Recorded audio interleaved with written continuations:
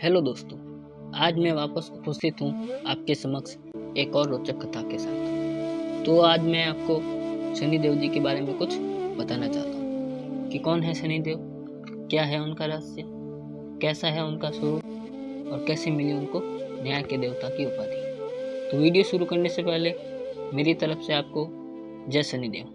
चलो तो वीडियो को शुरू करते हैं। शास्त्रों में बताया गया है कि शनिदेव न्याय के देवता है और वह व्यक्ति को कर्मों के अनुसार फल प्रदान करते हैं। बता दें कि शनिदेव सूर्यदेव के पुत्र हैं, लेकिन एक समय ऐसा भी आया जब वह अपने पिता से क्रोधित हो गए थे और उन्हें न्यायाधीश की उपाधि मिलने के पीछे भी रोचक कथा जुड़ी हुई है।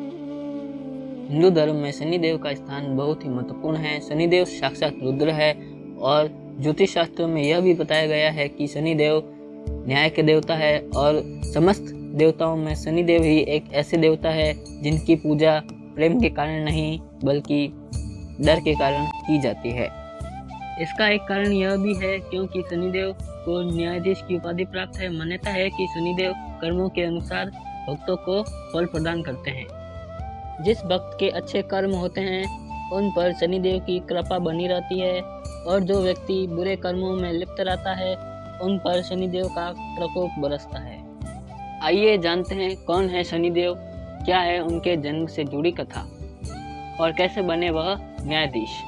शास्त्रों के अनुसार शनिदेव भगवान सूर्य तथा माता छाया के पुत्र हैं। इन्हें क्रूर ग्रह का श्राप उनकी पत्नी से प्राप्त हुआ था।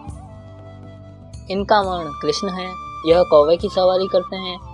पौराणिक मान्यताओं के अनुसार शनिदेव श्री कृष्ण के अनन्य भक्त थे।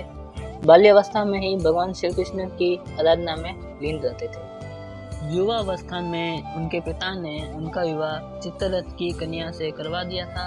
एक बार जब उनकी पत्नी पुत्र प्राप्ति की इच्छा लिए शनिदेव के पास पहुंची तब न्याय देवता श्री कृष्ण की भक्ति में लीन थे।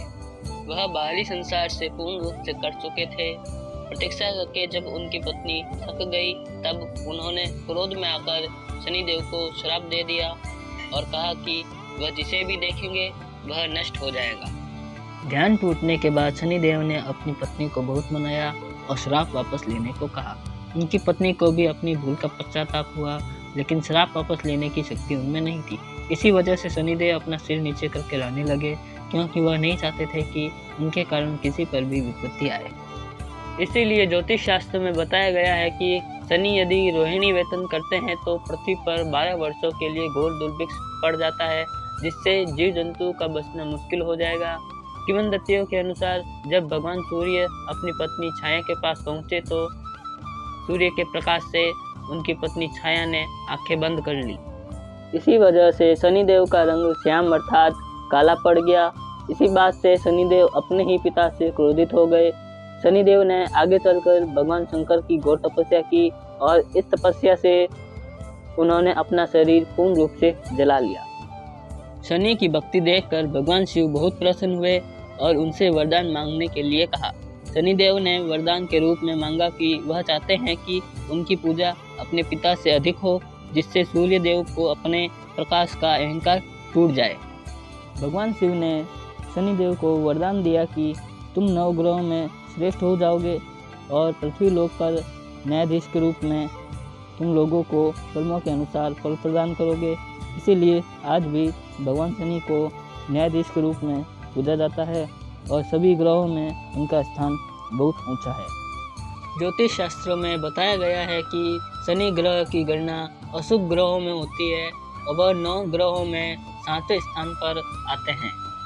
वह एक राशि में 30 महीने तक निवास करते हैं। मकर और कुंभ राशि के वह स्वामी ग्रह है। शनि की महादशा 19 वर्ष तक रहती है। वहीं शनि के गुरुत्व बल के कारण अच्छे और बुरे विचार शनि तक पहुंचते हैं, जिस वजह से कर्म के अनुसार फल की प्राप्ति होती है।